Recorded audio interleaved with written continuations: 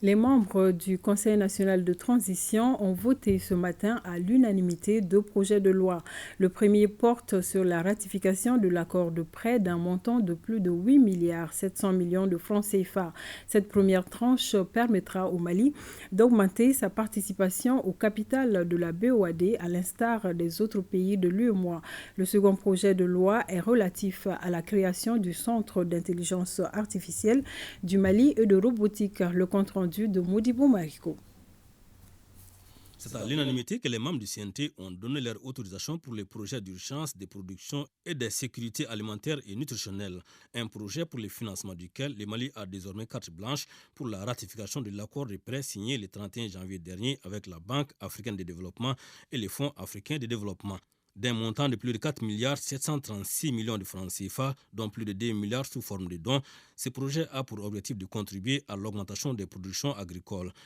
Ce projet vise essentiellement aujourd'hui à doter vraiment nos paysans de semences améliorées d'une certaine quantité et aussi d'intrants agricoles avec des spéculations qui peuvent vraiment s'adapter au changement climatique aujourd'hui que nous vivons et qui puissent permettre vraiment de booster les rendements par hectare. Il faut aussi dire qu'il concerne également des zones de production, notamment la zone office de Niger et aussi la zone office riz de Ségou. C'est un projet qui s'étale sur une dizaine de régions pour 16 mois.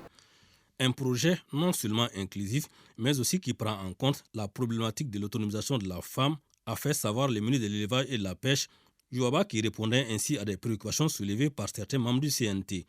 Les femmes sont impliquées à hauteur de 31,5% à tous les niveaux du processus de mise en œuvre de ce projet.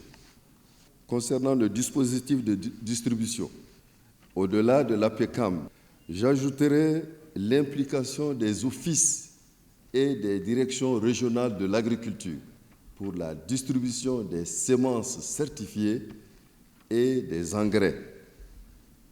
C'est l'Institut d'économie rurale qui nous donne les éléments par rapport aux semences certifiées.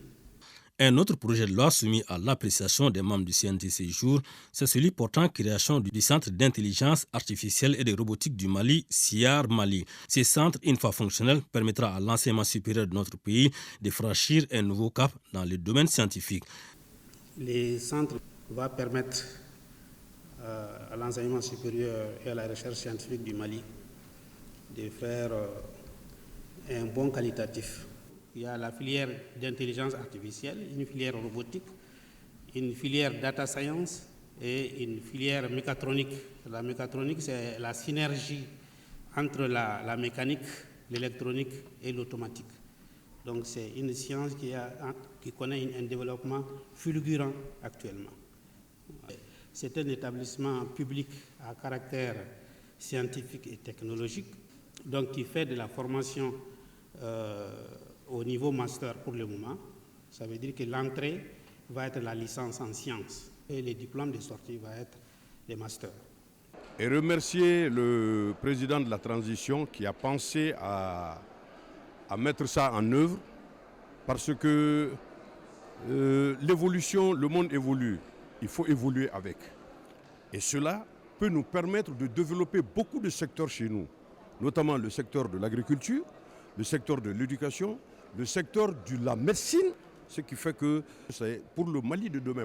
Ainsi, ce nouveau centre sera le cadre de révélation du génie créateur des enfants maliens par leur initiation, mais aussi par la formation continue, la recherche scientifique et le développement tel qu'assigné par les départements de tutelle.